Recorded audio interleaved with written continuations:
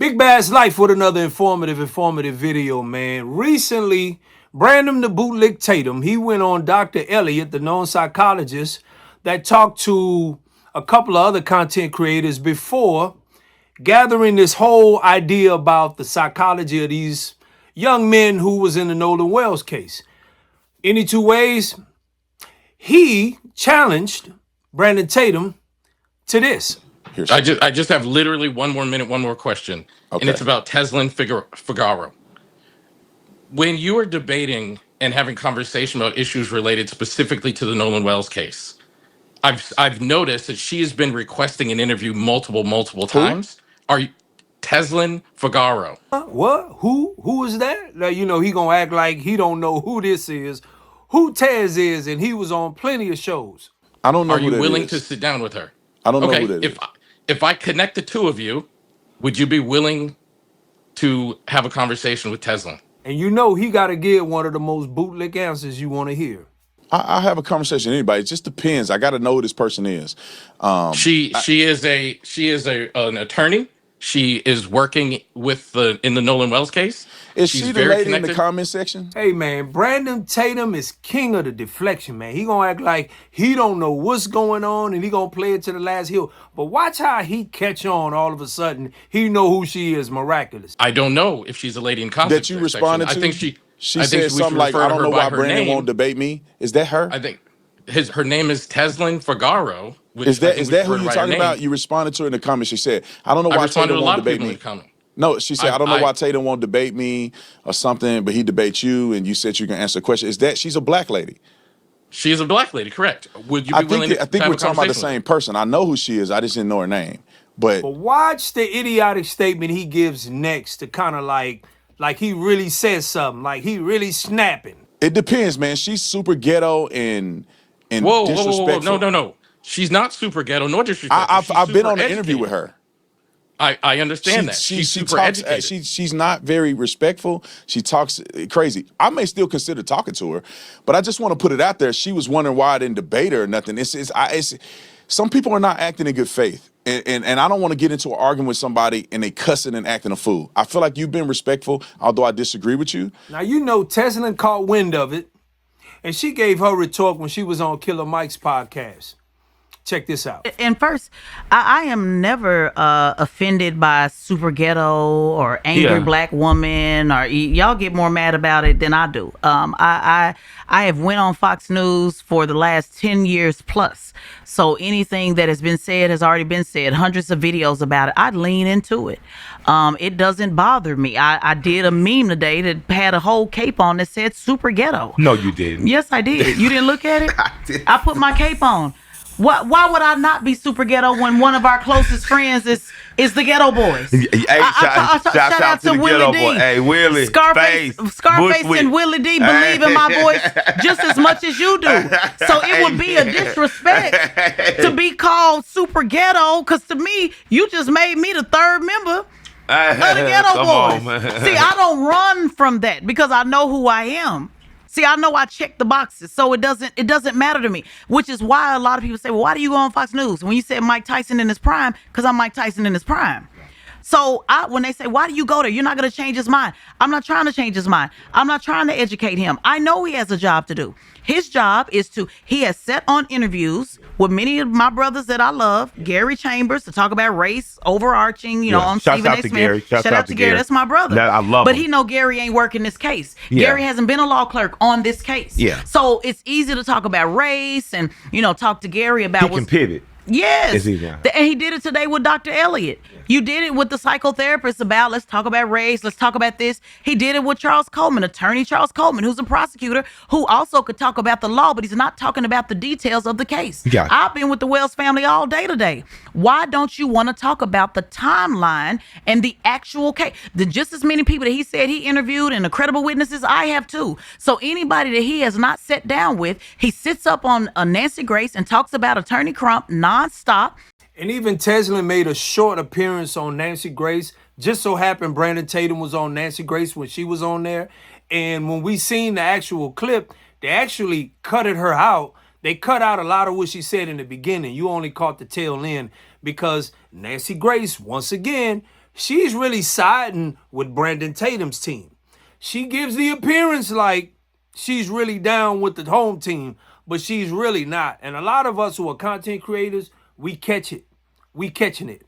But this is what she had to say about that. I went to Nancy Grace last week. Yeah. And she edited out my words. Y'all, Auntie Nancy edited out my words about Brandon Tatum.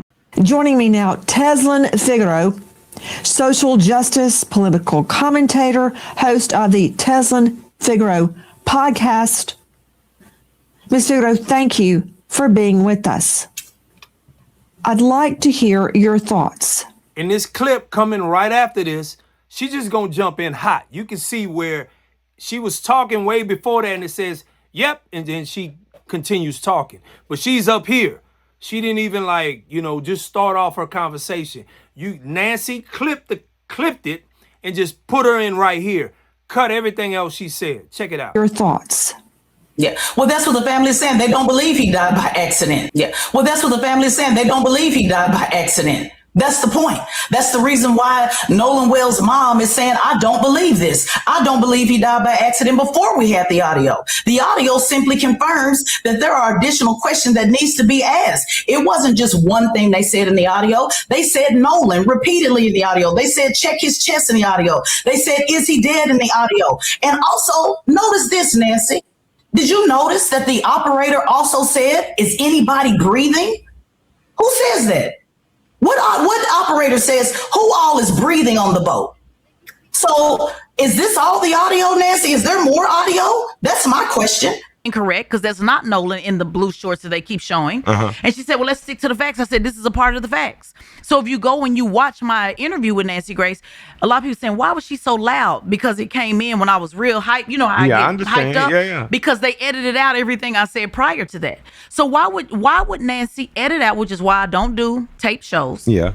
Why would Nancy edit out what I said about Brandon Tatum and say it's not about Brandon Tatum, but yet when Brandon Tatum went on, and also attorney Mobley, who's been on nonstop talking about attorney Crump, why didn't you edit what they said out about him? Yeah.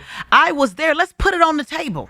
Nancy Grace has been asking, Crump, come on, Crump, come on. He said, why don't you bring Tezlyn on? He doesn't like those contentious, that's not his style. Yeah. It's my style though. Why don't you, Brandon Tatum, want to talk about when I was on a News Nation with him and he said, well, Attorney Crump never worked a case that involved, black people. And then when I started naming the cases, him and the host both tried to tag team me I'm here to give both of them fades. He doesn't want to talk about the facts because as he said today with Dr. Elliott, he said, I have nothing to gain to be on with her. I have 8 million followers. But see, you got everything to lose because he knows that if I get on with him and debate the actual facts of the case and actually go through it, he loses credibility. How do I know? Because the conservatives offered me the same gig that they offered Brandon Tatum. In 2015, Michael Cohen, who flipped with Trump, was the first person that called me when I did Fox News for the very first time with Megyn Kelly and Sean Hannity. He called me immediately. I got off the set mic. They had a phone and said, Michael Cohen wants to talk to you. He said, I'll make you rich and famous. You know what's crazy is he get around them folks, he pick and chooses who he wants to debate with.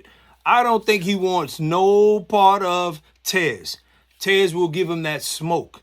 And that's what he's been running from. So in order to get back, to throw his lick back, or throw his punch back, he called her super ghetto. Of course, she embraced that, which I thought was a smart move. But I'm trying to tell you, dude is running for the hills when it comes to this debate or it comes to his credibility.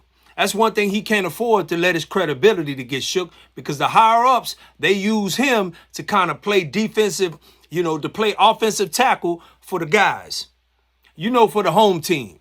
So Taz has been going on a tour, on a podcast tour, calling him out, and I really want to see it. I want to see all of the stuff he talk about, since he's so anti-black. He has a white wife. He's so anti-black. Let's see you get up on the debate stage with a sister who can really hold on. No. She's not super ghetto, nor disrespectful. I've been on an interview with her.